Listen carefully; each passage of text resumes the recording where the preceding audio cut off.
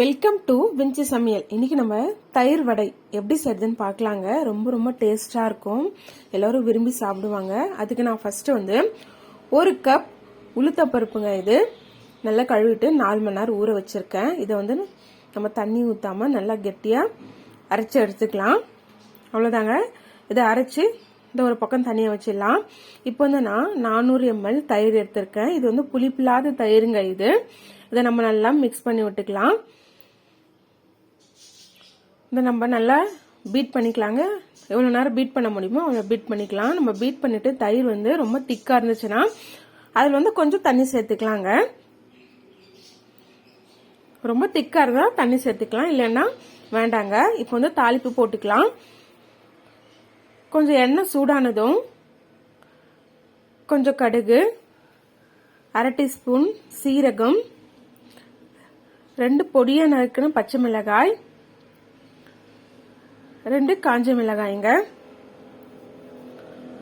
இதோட கொஞ்சம் பெருங்காயத்தூள் சேர்த்துக்கலாம். சேர்த்து நல்லா எல்லாத்தையும் வறுத்து எடுத்துக்கலாங்க. இது கூட கொஞ்சம் கருவேப்பிலை சேர்த்துக்கலாம். கருவேப்பிலை சேர்த்து அடுப்பு ஆஃப் பண்ணிடலாங்க.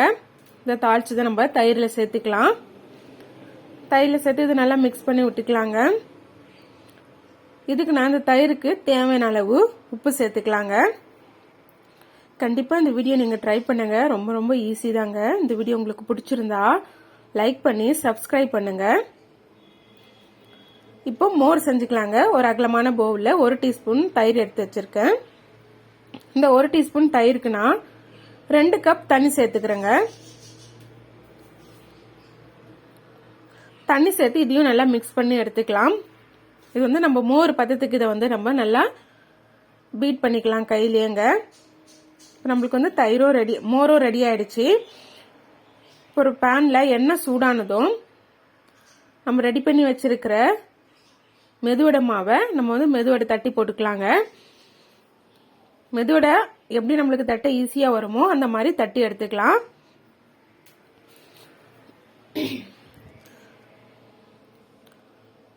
மெதுவடையை 2 பக்கம் திருப்பி போட்டு நல்லா கோல்டன் கலர்ல அந்த மாதிரி எடுத்துக்கலாங்க. மெதுவடை நம்மளுக்கு ரெடி ஆயிடுச்சு. இப்போ நம்ம ரெடி பண்ணி வச்சிருக்கிற மெதுவடையை இந்த மோர்ல நல்லா டிப் பண்ணி எடுத்துக்கலாங்க. இந்த மோர்ல நம்ம ஒரு 2 நிமிஷம் விட்டு நல்லா டிப் பண்ணி எடுத்துக்கலாம்.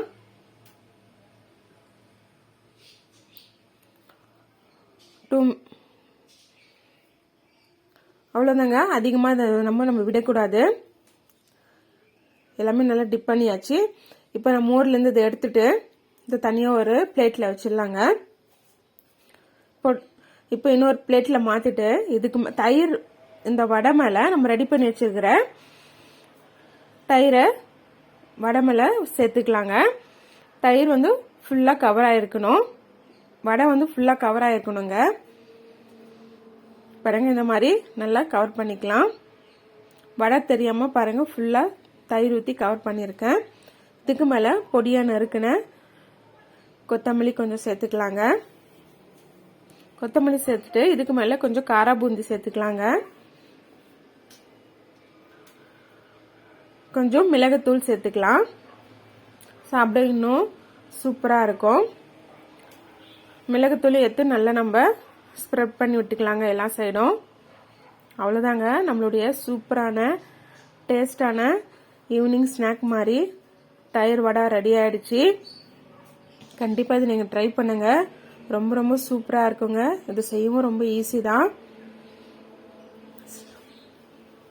அவ்வளவுதாங்க. ரொம்ப ரொம்ப ஈஸி. கண்டிப்பா ட்ரை பண்ணுங்க. மறக்காம வின்சி சமையலை சப்ஸ்கிரைப் பண்ணுங்க. தேங்க்யூ.